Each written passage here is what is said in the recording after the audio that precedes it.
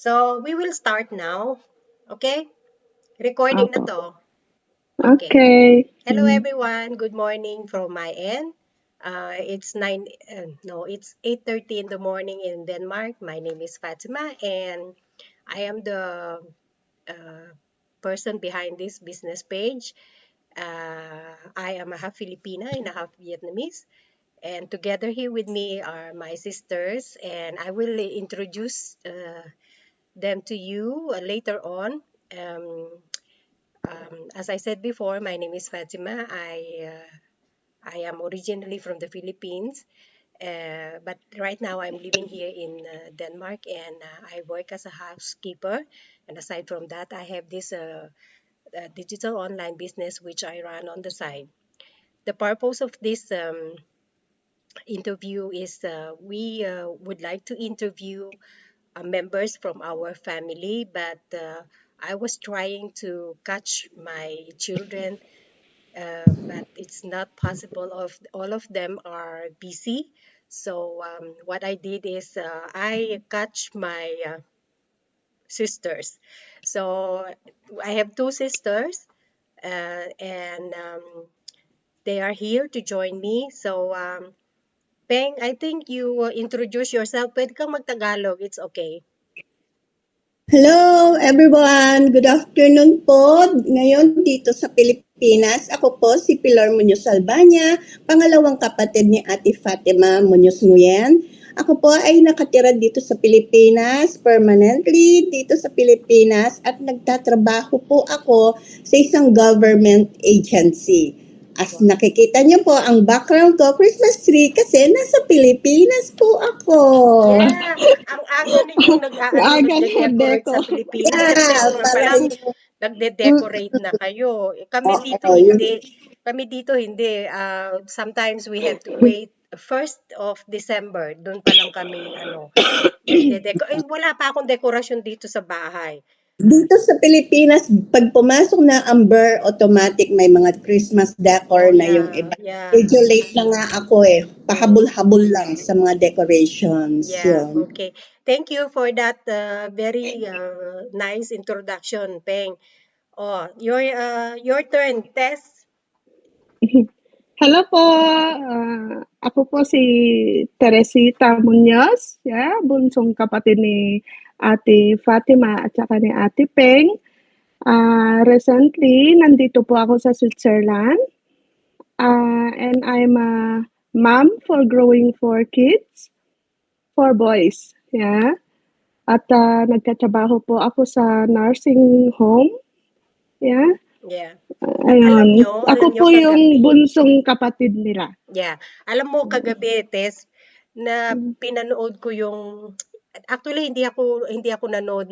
Nag-scroll lang ako sa YouTube. Nakita ko yung mga Korean ano ba yun? Korean actor. Yeah. Sabi ko sa sarili ko, Diyos me, walang sinabi itong mga to sa mga pamangkin ko kay Tess. Sabi ko, ang gwapo nila, no? Totoo, hindi man ayaw lang magpakita ng mga bata. Actually, yan yung isa sa mga reason kung bakit hindi ko ma-interview yung mga anak ko kasi ayaw nilang humarap sa cam. Yung, Yeah, alam mo yung mahirap. mga bata ngayon, di ba? Ganun Camera sila, ayaw nila. I'm sure ganun din si Trisha, di ba? Yeah. Galit siya sa camera, galit siya sa picture. Yeah. Most of the time, karamihan, ayaw nila yung kahit nga sa picture, nahihirapan ako magpa-picture sa kanila. Kaya minsan nakakainis, pero ganun talaga. But I am very grateful na pumayag kayo na ma-interview ko kayo today. Kinakabahan nga. Parang no choice kami. It's okay. So, isa lang yung tanong ko. Ano yung nakita nyong pagkaiba nung before na nag-start ako sa business at now na nasa business na ako? Sino mauuna sa inyo? Ako na lang. Para kasi ubuhin ako Yun nga, ang nakita ko kay Ate Fatima, before na pumasok siya sa ganitong business, ay camera shy siya, parang galit siya sa camera. hindi siya yung yung sinasabi nga niya, hindi siya photogenic, hindi niya alam ang gagawin niya, anong sasabihin niya. Parang dead ma lang sa kanya yung mga social media. Hindi siya naka-update kung Yeah, hindi ko na totoo lang yun. babalitaan kung ano yung mga issue or mga chismis. Pero number one siyang chismosa sa amin. Mahilig siya sa chismis, yun. Pero ngayon kasi, napansin ko, nung pumasok na siya dito, ano na siya, napaka-confident niya. Parang sabi nga namin dalawa ni Teresita is natalo kami sa kanya. Kasi mas ano siya ngayon sa amin, mas nag-update siya, mas active siya sa social media, mas active siya sa mga everyday niya is naka-record, naka-routine siya ngayon. Bawat kilos niya, inaano niya kung paano yung pagiging free time niya, kung anong nagagawa niya during that free time, mga break niya sa office, yon nagagawa niya mga bahay na sa bahay na minsan wala siyang nagagawa pero nakakapag-online siya, ganon. Nagiging active siya. Yeah. Baga, minsan mas active pa siya pagbukas ko ng social media ko, mas nauna pa siyang nakaano sa akin ngayon kaysa dati. Dati, parang busy ata si ate, hindi mo mahagilap, hindi mo makausap. Pero ngayon, anytime na gusto ko siyang kausapin or gusto kong medyo mag-ano sa kanya, makipagtsikahan, online siya, ganon. Yung parang nagiging easy na sa kanya, nagiging easy na sa amin yung communication ngayon. Yeah. Hindi kagaya ng dati, na True. yung time niya sa work niya, yun lang. Pag Yeah, sinabi niya totoo yun. nasa work, Yeah. hindi na ako sa kanya, makapag-message, hinihintay ko na lang na siya yung maunang mag-message para before ako makapag-message, ganon. Pero ngayon, anytime, kumusta ko siya, nakakapagtsikahan kami, o anong latest marites natin, Means to say, ganon. Yeah, means to say, nagkaroon ako ng more time para Yeah. sa bonding nating magkakapatid, no? Right now, Oo. lalo na yung like, siyempre wala na tayong mga magulang, no? Tatlo na lang tayo, yung talagang, ano yung OG, original gangster. Yeah. Kung tutuusin, si ate, Nako. Nawala ng internet. Oh, that is how yung the decision, internet in the ng Philippines isang is. But it's okay. It's okay. Babalik yan pag okay na yung internet nila. So, ikaw, Tess, i-supplement mo na lang siya habang wala siya. Ano yung... Ako po, malaki yung nakita kong pagbabago ni ate kasi ang alam ko sa kanya talaga as kagaya ng sabi ni Ate Peng, siya yung taong sobrang shy sa camera. Hindi siya marunong mag-online kung paano mag-live, paano posing sa sa camera. But now, talagang siya yung number one naming model. Kumbaga, masasabi natin, Peng, sorry. Ibabalik kita. Peng, sorry kasi nawala ka. Okay, si ate na. Ay, ganun. Oo, nawala. Umikot-ikot okay lang. lang yun kasi pinapakita mo kung paano yung internet sa Pilipinas. Ng Pilipinas. So, uulit ako. Hindi, continue yun lang. Sinabi na okay na yun. Pero may idadagdag ka pa ba or hindi na? Hindi na, sa side comment na lang ako, mag-a-agree na lang ako kung anong magiging comment ni Tess. Yeah, so ibabalik ko kay Tess na. Yeah. Ikaw, Tess, nawala yung sasabihin mo or okay lang? Ayun, as I said, malaki yung pinagkaiba ni ate ngayon. Kagaya ng sabi ni Ate Peng, na dati mahiyain siya, hindi siya marunong mag-live, hindi siya marunong mag-post sa picture. But now, she's the one who so active sa camera, sa posing, sa live, sa social media. Para naging confident, ganon. Yeah, siya yung, kumbaga sinasabi namin, siya yung model namin everyday. Pagkagising namin, pag-open namin sa Facebook namin, nakikita na namin siya talaga. So, yun ang naiba sa kanya, naging confident siya sa sarili niya, na gawin kung ano yung mga dapat niyang gawin, at saka sa pagpasok niya sa kanyang sa kanyang business, ang laki, naging masayahin siya, naging sobrang active niya, na dati active naman siya, pero sa trabaho lang niya at saka sa family niya. But ngayon, yung ang daming nabago, pati yung communication naming magkakapatid, Mm. naging talagang routine na namin na every day, every week, every Friday, may video call kami. And that was really so good para sa aming magkakapatid dahil nagkakaroon kami ng more communication, mararamdaman namin na hindi kami magkalayo sa isa't isa. Kumbaga, kahit nasa iba't ibang bansa kami, but still feeling namin na parang magkalapit lang.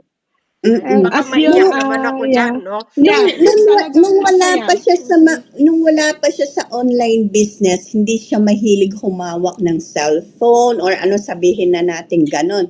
Pero Mhm. ngayon, noon kasi nung wala siya sa Ang hirap online business, so kontakin. ang hirap, paano, anong oras ba doon, paano ko kakausapin si ate, busy ba siya, baka nasa work siya, makaistorbo ako.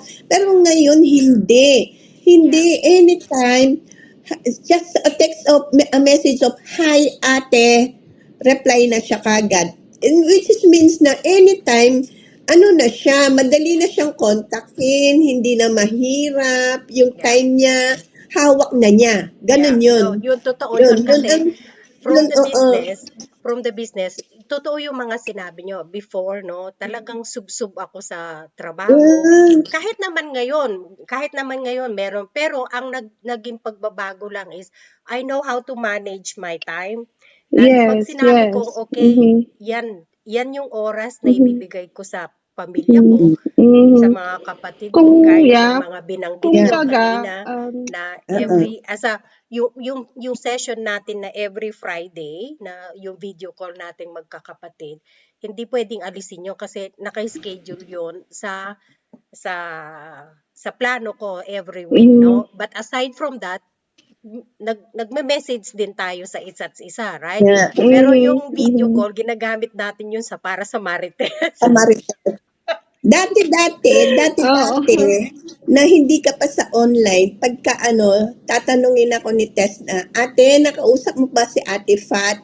Sabi ko, hindi. Feeling ko busy siya, ganyan-ganyan. Pero ngayon is, mag-message lang kami, ate, kumusta? Mm, Yun, agad, meron reply na. Alam na namin, may update na kami. At yeah. saka, yun, nakikita ka na namin palagi sa online, na ganun, sa mga post mo, sa mga updates mo sa Facebook mo, ganun. Yun. Tawa ka, Tess. May anong nasa isip mo? Kasi dati, ako yung dating madalas mag-post sa Facebook ng Yeah. mag-selfie-selfie. Ngayon sabi ko nga, binigay ko na sa iyo yung corona. Natalo na, natalo. Talo Yeah. na kami. Kasi parte ng business namin, yung ipakita namin kung ano yung buhay namin. Yung yung dapat ipakita mo kung ano yung magandang parte ng having an online business, na gaya ng sinabi nyo dati, Mhm. wala man akong oras dahil Mhm. puro ano-ano lang yung yeah, at saka Which is alam nyo, nakaka-encourage naman. yeah, Yeah. dati sub-sub din ako sa trabaho, but then hindi rin ako marunong mag-manage ng time ko.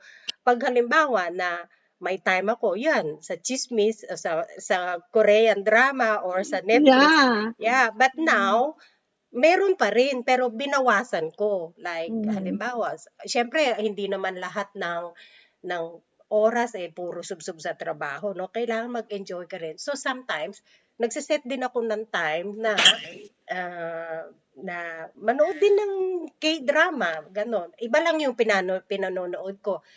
Kung noon, ang halimbawa yung isang series ng teleserye, no? Siguro one week matatapos ko na. But now, nanonood pa rin ako pero hindi ko natatapos ng 1 week, which means to say na siniset time ko, yung oras ko, dinidivide ko sa mga trabaho, yung mga ibang pinanonood ko, is something that I have to learn something. from Mhm. something that I watch, kasi marami kaming mga dapat na matutunan para maka-catch up kami sa online dahil nga yung online laging nagbabago. So, since I am a online business owner, kailangan akong makahabol sa mga ganon. So, yung free time ko, most of the time, yun, doon ko ginagamit, doon ko ini-spend. But then, I still have time na manood ng drama na instead na 1 week, siguro 1 month bago ko matapos. But at least, nakakapanood pa rin ako. Kaya lang, Mhm. naging Ah, iba na- lang yung ano. nagkakaroon ka ng time to relax maski papano Yeah, ngayon. yeah.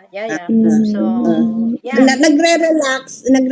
Nagre-relax ka at the same time, meron kang work na Yeah, yeah. pinupursu, di ba? Yeah, yung parang lagi mong iniisip, ano yung pwedeng mong gawin na productive, no? Productive na sa isang araw, ano yung pwede mong gawin productive para sa sarili mo, na learn something new, Mhm. parang ganon. Mhm. And I am very happy kasi iba yung magiging feeling mo pag may natutunan ka. Yun ang Yeah. pinakagusto ko. Yeah, So, at yung bang kitang-kita naman, yeah, kitang-kita yung happiness mo. self-fulfillment ba? Yung self-fulfillment na, Mm. okay, Mm. kahit na maliit na bagay, basta't alam mo na bagong knowledge, no, Mhm. maganda sa pakiramdam. Yun ang Mhm. gusto ko kaya. Yeah, tsaka Sa sobrang confident mo nga ngayon, nakakapag-reels ka pa. kaya nga, Nakakapag-TikTok kumbaga ka pa. talagang Dinaig mo kapag pa ako. Ako nga lang mag-selfie ako. Ay, Diyos ko, hindi ko kaya. Sabi ko, ano ba naman tong selfie? Ganon yun. Yeah. Di ba? Actually, marami kaming natutunan dito. So, syempre, lahat ng natutunan namin, kailangan namin i-apply. Kaya, yun, kaya iba-iba yung nakikita ninyo sa business page ko. But anyway, mga sister, thank you very much for your time. And welcome. sana sa uulitin, no? Huwag kayong no? So, thank you very much. And I hope to see you again next time. So, salamat po sa pagkikinig ng konting interview namin. Ito po yung ginamit ko, screen recorder lang. And then, kasi po parehong hindi technical savvy itong mga kapatid ko. So, I just think of the easiest way to do this telephone interview. So, thank you very much po sa lahat and have a blessed Sunday po. Thank you, ate. Have a blessed Sunday, everyone. God bless. everyone. Bye. Blessed Sunday. Bye-bye. Sandali,